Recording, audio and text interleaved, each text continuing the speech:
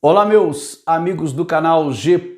Vital, mais um vídeo aí para o nosso crescimento, e nesse vídeo eu quero mostrar para vocês como um governo global vai se consolidando e muitas vezes com o nosso apoio, sem que a gente perceba. Bom, vamos começar aqui com o seguinte: nós sabemos que os grandes pensadores liberais do passado acreditavam no seguinte, que todo homem ele nasce com direito à vida, à liberdade e à propriedade. Vida, liberdade e propriedade. De repente vão surgindo ideias comunistas, ideias socialistas. E no século XIX, Karl Marx, então, ele fundamenta o socialismo, o comunismo, e ele chama aquilo de científico. E o comunismo vai justamente dizer que não, o problema do homem é justamente a propriedade privada. Então, no comunismo, você tem aí um sistema de controle, onde foi tirado o direito à propriedade do indivíduo.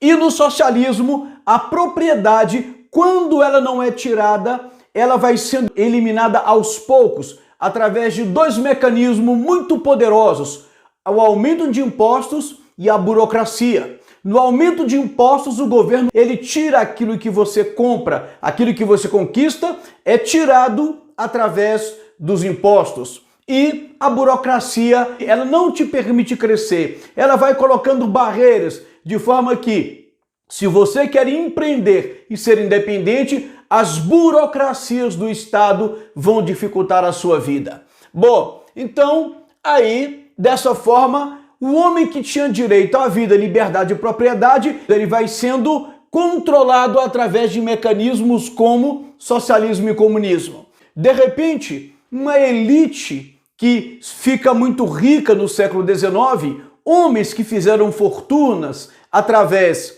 da exploração do petróleo, outros eram banqueiros, eram industriais, enfim, outros que exploravam o ferro. Esses homens fizeram verdadeiras fortunas e eles se uniram numa fraternidade e disseram o seguinte: é preciso que a gente construa um órgão que esteja acima das nações, que seja supranacional, e esse órgão ele deve controlar o mundo. Então eles criaram primeiramente a Liga das Nações, criaram a Liga das Nações e logo em seguida, em 1945, criaram a ONU. Qual era o grande pretexto para isso? Acabar com as guerras. O lema da ONU é justamente, promover a paz mundial. Num dado momento, essa elite, através da ONU, concluiu o seguinte: a Terra está crescendo demais, muita gente nascendo, ou seja, quanto mais pessoas, mais difícil de controlar. Essa elite global, aqueles homens que ficaram tão ricos que não precisavam mais de dinheiro, queriam agora o poder, o controle. Eles investiram então em movimentos sociais. A partir da década de 60, começaram a investir em movimentos como o movimento feminista, o movimento LGBT, de forma que você vai mudando a estrutura, a cultura de uma sociedade. Então, no movimento LGBT, você une pessoas do mesmo sexo. No movimento feminista, você desestimula as mulheres a quererem o casamento, a família, a quererem engravidar. Então, eles investiram nisso, investiram no aborto, criaram muitas formas de contracepção, eu coloquei aqui, e dessa maneira eles estavam então eliminando esse problema do crescimento populacional. E muita gente acreditando que esses movimentos existem para defender os direitos das mulheres ou dos gays. Nada a ver. E um outro ponto muito importante que eu quero mostrar para você de como se estabelece um governo mundial é a destruição das soberanias nacionais. Como que você vai governar o mundo se cada estado é soberano, se cada país tem a sua identidade, a sua cultura e o seu governante? E como então vamos destruir as soberanias para fazer do mundo um único estado? A ideia é, primeiro, uma agenda cultural aonde você consiga dissolver cada cultura de cada nação. E aí você promove dentro disso aí o conflito de classes, de forma que quando você joga uma classe contra a outra, você está levando uma nação ao caos. Você está dissolvendo uma cultura de uma nação através de uma inimizade entre as pessoas. E aí você tem também a destruição de tradições e valores.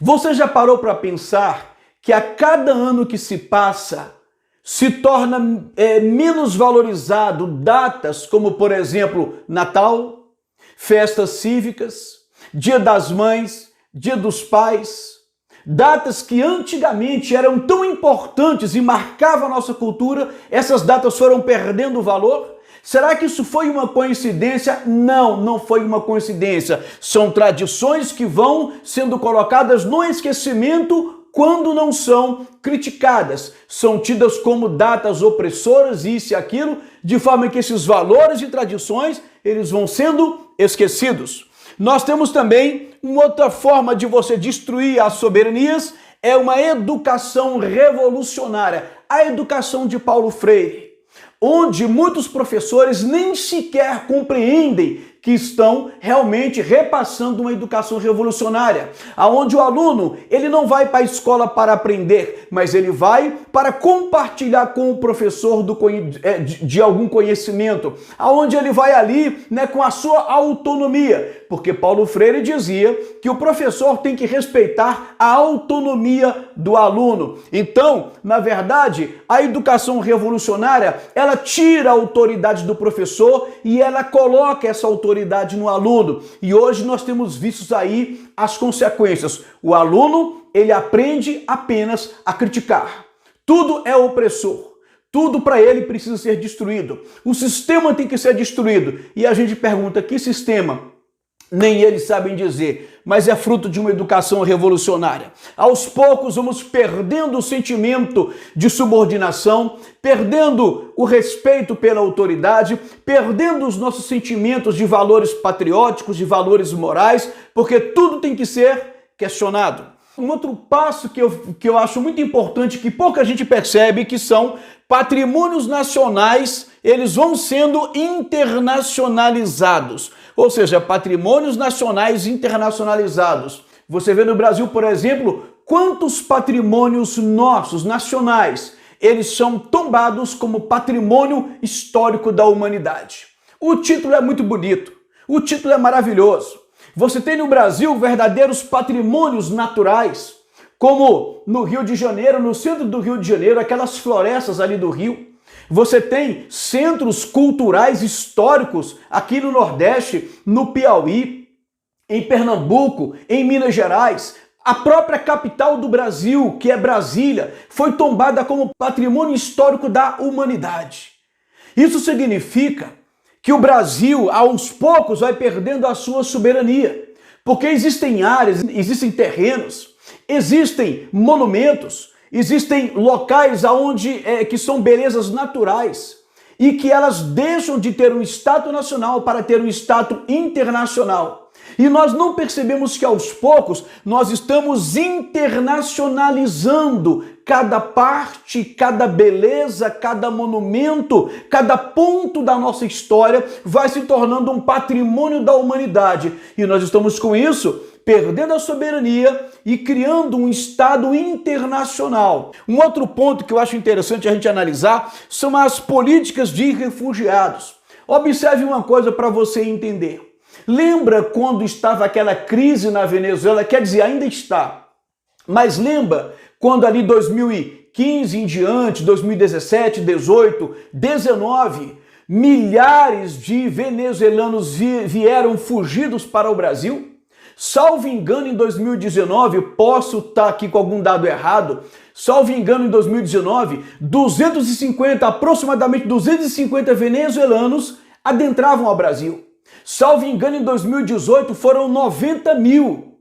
E no total eu acho que chegou a muito mais de 200 mil venezuelanos no Brasil. Ou seja, pessoas fugindo de conflitos internos no seu país, mudando para outro. E aí você via a ONU criticar a Venezuela? Você viu algum movimento progressista de esquerda criticar o Maduro ou o Hugo Chávez? Não. Eles criticavam o Brasil para receber os refugiados. Quantas vezes você viu nos jornais notícias de barcos que afundavam com refugiados, fugindo do Oriente Médio, fugindo da guerra, fugindo daquele movimento muçulmano ISIS, fugindo do Estado Islâmico, fugindo das guerras ali, daqueles absurdos. Aí eu digo a você, a grande imprensa, a opinião pública internacional, essas autoridades, elas não criticam, elas não combatem aqueles que estão promovendo, sabe, o problema. Aqueles que estão causando a guerra, aqueles que estão causando a miséria na Venezuela. Não, eles criticam os outros países que têm que receber. Então, ao invés de tratar o problema, a origem, não. Você obriga que as nações abram fronteiras e recebam refugiados. Isso parece muito bonito, parece uma ideia de fraternidade, não é isso? Mas, na verdade, você está o quê? Provocando problemas e mesclando as populações. Você está trazendo povos para habitar com outros povos e assim você vai fazendo um misto cultural. E vai aos poucos o quê? Destruindo as soberanias nacionais que são construídas por uma cultura própria. E isso está sendo dissolvido. E a gente não percebe. De forma que a ideia é criar uma população planetária. Que a Terra seja habitada por um único povo, para um governo mundial. Uma outra questão muito importante é o problema do ambientalismo, onde essa mesma elite começa a propagar, através da ciência que está na mão deles, começa a propagar que há um caos climático, que há um risco iminente de que, muito em breve, nós não tenhamos condições de habitar o planeta, que a camada de ozônio está sendo destruída, que há um superaquecimento, todas essas coisas. Eu me lembro que eu tinha aproximadamente 20 anos de idade, ou seja, já se faz o quê? 31 anos. Eu me lembro que eu fui numa banca de revista e encontrei uma revista que dizia o seguinte: aquecimento global é bomba relógio contra a humanidade. Aquilo me impactou tanto que eu comprei aquela revista e li a matéria. E lá dizia que em 30 anos a humanidade não teria condições de habitar na Terra por causa do calor se nada fosse feito. Os 30 anos se passaram até um pouco mais. E graças a Deus nós estamos aqui falando e ouvindo as mesmas coisas. Mas por que é que isso acontece? Porque quando eles colocam o medo, nós começamos a criticar os nossos agricultores. Nós começamos a criticar aqueles que produzem, porque nós acreditamos que a natureza está sendo destruída. E para o Brasil, há algo ainda muito pior. Por quê? Porque nós estamos quase perdendo, sabe, a nossa soberania, a nossa autoridade sobre o nosso maior patrimônio natural, que é a nossa floresta amazônica. Porque a ideia que eles passam é de que o nosso país não tem condições de controlar, de cuidar, e por isso nós vamos transferir a nossa maior riqueza natural, as nossas maiores reservas hídricas do mundo que estão na Amazônia, a maior biodiversidade do planeta, ou seja, todos os nossos minérios que estão ali dentro, ou seja, tudo isso nós vamos passar para um órgão supranacional. Por quê? Porque não temos condições de cuidar. É isso que eles querem. Um outro problema que são as pandemias, as doenças. Por quê? Eles começam a controlar o nosso comportamento. Olha, use isso, não posso falar aqui, mas você entendeu. Use isso, não toque na mão, não pegue na mão, se isole, não vá na casa de ninguém. Ou seja, você precisa de controle, porque numa pandemia fica muito claro que você pode ser uma ameaça. E o que nós não estamos percebendo é que tudo isso, todos esses problemas que vão tirando a nossa liberdade, desde a propriedade privada, lá no século XIX, quando isso foi fundamentado por Karl Marx, ou seja, desde a propriedade privada até o nosso direito de pegar na mão de uma pessoa. Isso tudo está sendo controlado, sabe por quê? Porque o ser humano é uma ameaça. É essa a ideia que tudo isso aqui coloca, que nós precisamos de controle, porque se o ser humano é uma ameaça para o meio ambiente, se o ser humano é uma ameaça para o próprio ser humano, ele precisa ser controlado. E isso vai ser feito de que forma? Quando se estabelecer um governo mundial, porque as soberanias, As culturas nacionais estão sendo destruídas e estamos caminhando para sermos uma população planetária. Porque muito em breve, as próximas gerações, elas vão perder ainda mais o sentimento de patriotismo, o sentimento de que pertence a uma nação. E tudo isso está sendo construído propositalmente para que cheguemos a esse ponto. Até que juntando todos esses pontos, a gente percebe que estamos caminhando para uma certeza de que o ser humano é uma ameaça. E se ele é uma ameaça, ele precisa de controle. E acredite, não vou falar aqui porque não vem ao caso, mas mecanismos digitais, tecnológicos, já estão sendo criados para que nós sejamos o quê? Controlados digitalmente. E aí sim, nós vamos ver que tudo isso será feito, implementado, concretizado através de um governo mundial. Eu espero que esse pouquinho que nós falamos aqui faça você abrir a mente para olhar o mundo com outros olhos, olhando para a verdade que está por trás de todos esses discursos que você ouve aqui dia e noite na televisão. Que Deus abençoe a todos.